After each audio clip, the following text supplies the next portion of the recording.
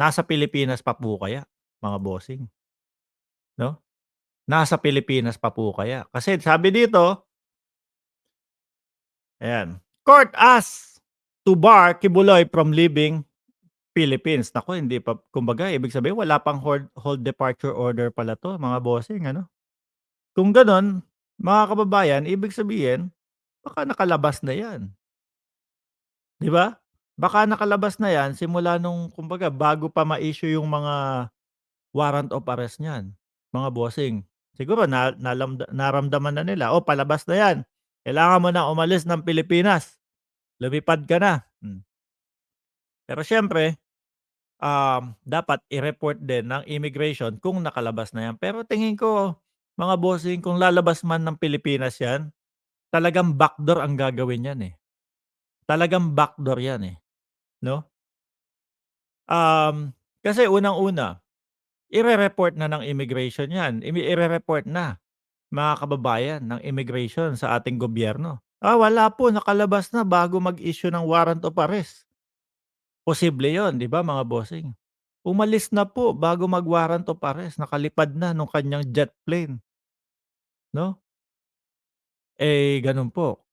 Walang nire-report ang immigration, mga kababayan. Kaya sabi ko siguro, if ever man na ito ay lumabas na ng Pilipinas, backdoor ang ginamit nito, mga bossing. Kaso sabi ni General Pulboron, si ano, General Macañas, ayon dun sa mga nakaraang vlog natin, mga kababayan, na yakang-yaka nga daw po sa Davao 'yan.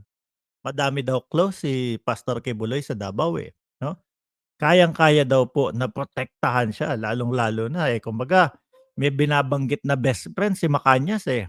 Alam niyo naman po, sabi niya, mag-best friend si Digong at si ano, si Kibuloy, oh. Tapos may narinig pa tayong ibang mga vlog na yung PNP chief daw po yata ng ano, ng Davao ay magka-birthday sila, tapos sabay mag-birthday. Naku po. Baka puwede din gano'n, nandiyan lang sa Davao, 'no? Sabi din ni Pangulong Duterte, nandiyan lang 'yan sa ano, anong lugar daw ba 'yun, mga bossing? Nakalimutan ko kung ano pangalan, eh. Nandiyan lang 'yun, kaso hahagilapin niyo kada bahay-bahay. Kada isang bahay na papasukin niyo, kailangan meron kayong ano, meron kayong dalang papel, oh. Sabi ni Sir Reygo, pupunta 'yan sa bansa na walang extradition treaty. Might as well na ang kanyang pasaporte ay ikansela at i-freeze ang bank account, isa na siyang pugante. 'Yun yung bank account niya dapat maano 'yun, eh, stop muna para kumbaga hindi makakilos ng maayos. Kasi kapagka yung kumbaga tuloy-tuloy lang 'yun, mga kababayan, ay naku, mas lalong malabong maano, mas lalong malabo na makita itong si Kibuloy. Kasi siyempre, puwede niyang suhulan yung mga kung saan siyang pupuntang bansa, mga kababayan, 'di ba? Puwede niyang lagyan yung iba dun, oh, ganyan. Puwede niyang kumbaga tuloy-tuloy lang yung biyahe kasi tuloy-tuloy yung pera, eh, mga kababayan. Pero kapagka stop na ang pera niyan at walang kumbaga walang panggasolina sa kanyang, jet plane, hindi na masyadong nagsi-circulate yung kaperahan, mapapa-stop din yan. "Stop Kibuloy!" Gano'n po 'yan, mga kababayan. Pero kayo po, ano ang sa tingin ninyo? Nasaan na itong si Pastor Kibuloy? Sa tingin niyo po ba, nasa Pilipinas pa? O sa tingin niyo po ba, lumabas na ng bansa? Ang daming perang dinambong, marami pang lagayan niyan, sabi ni Sir Sunny Reyes. Ayan. Sabi ni Sir Ed Harry, insulto sa ating bansa ang ginagawa ni Kibs. Itong lahat ng kumakanlong kay, ACQ ang dapat managot at, dapat lang po, 'no, kung sino man yung mga tutulong para magtago itong si Pugante Kibuloy, mga kababayan, dapat po na managot din po ng ano, ng kaparusahan sa ating bansa, mga bossing. 'Yun! Ano, yun nasa Pilipinas pa ba yang si pastor? Nasa Mindanao 'yan, madaling umalis 'yan, ilang oras lang speedboat, Sandakan, Malaysia. Ay oo, alam niyo napunta ako diyan, sa Sabah, Malaysia. Kumbaga 4 na araw lang mga kababayan. Napunta ako hindi Sandakan, Kota Kinabalu mga bossing.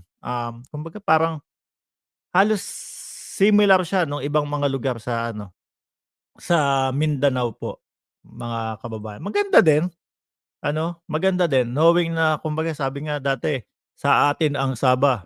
Pero siyempre, napabilang na po sa Malaysia.